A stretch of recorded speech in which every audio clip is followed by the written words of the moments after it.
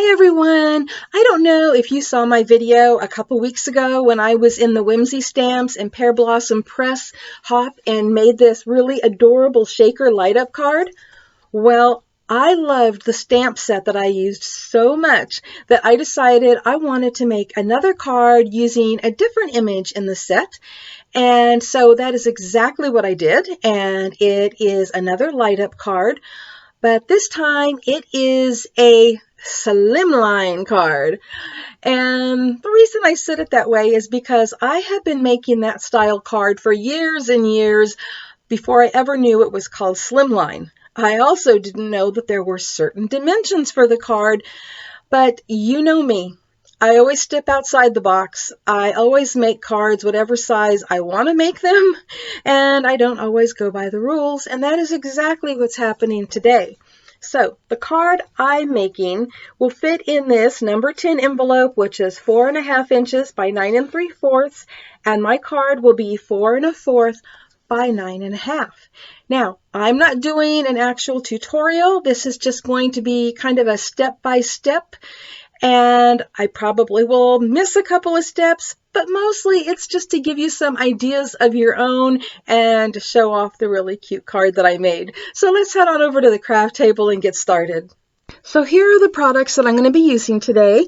I'm using the Toadally Snowy stamp set from Whimsy Stamps, and the Easy Lights from Pear Blossom Press, and these beautiful snowflake burst dies from iCrafter that were actually gifted to me by a very sweet lady, thanks to another very sweet lady. And you both know who you are, and a big thank you from me to you. I am also using white glitter paper and sapphire glitter paper from Close to My Heart, and I will have links below in the description box to all of these things so you can easily find them. So as you can see, I used my favorite paper saving technique and cut the center out of my bottom layer because no one's going to see it once the top layer is put on.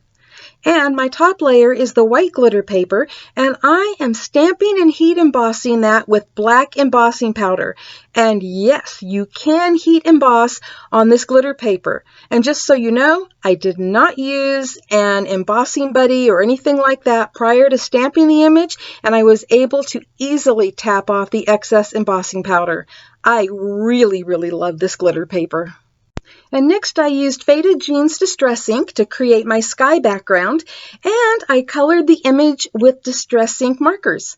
Just another cool thing you can do with glitter paper. Doesn't it look awesome? You can never have too much sparkle. Next, I used the Snow Burst dies from iCrafter, and they come with 3 different dies in the set, and I chose to use this one and cut that out with white glitter paper, and I also just cut out one snowflake from that same cluster to use for the snowflake on the frog's tongue. Now, one thing that you aren't seeing here is that after I attached the snowflakes and before I added the gems, there are snowflakes that already had an opening in the center, and I've punched a hole all the way through those for the light to shine through. And I used a pencil to mark the center of those openings on the card base below so that I would know where to put the lights. And once I attached the battery pack and taped the lights into place, I added 2 layers of foam tape. And I also added a little bit of my Beacon 3-in-1 glue down the center of each piece of foam tape so that I would have a little wiggle room when attaching the top of the card, because I wanted to make sure I could get it centered perfectly. And here's the finished card, and I think it came out absolutely perfect.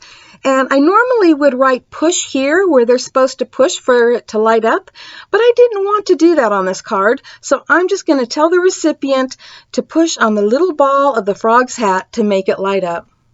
Thank you all for stopping by today, and I hope that this adorable card has given you some ideas of your own. And I really want you to see the beautiful dimension of those snowflake bursts from iCrafter. They are just awesome. And I also wanted to point out that the gems that I used that allow the light to shine through, those are actually from Close to My Heart. And unlike most gems, these don't have like a silver backing on them. It is clear, and that's why the light can shine through. So I'm going to be sure to put a link below in the description box to these, as well as the glitter paper from Close to My Heart, and of course to the Toadally Snow stamp set from Whimsy Stamps, and the Snowflake Bursts from iCrafter, and of course to the Easy Lights from Pear Blossom Press. And so you will have everything that I used. And I'm also going to have a link on the end of the video screen, as well as below in the description box, to my playlist that has the light up cards, so that you can get more direction on how to use the easy lights. So thank you all for stopping by, and happy crafting, everyone. Bye-bye. If you like this video, I hope you give it a thumbs up.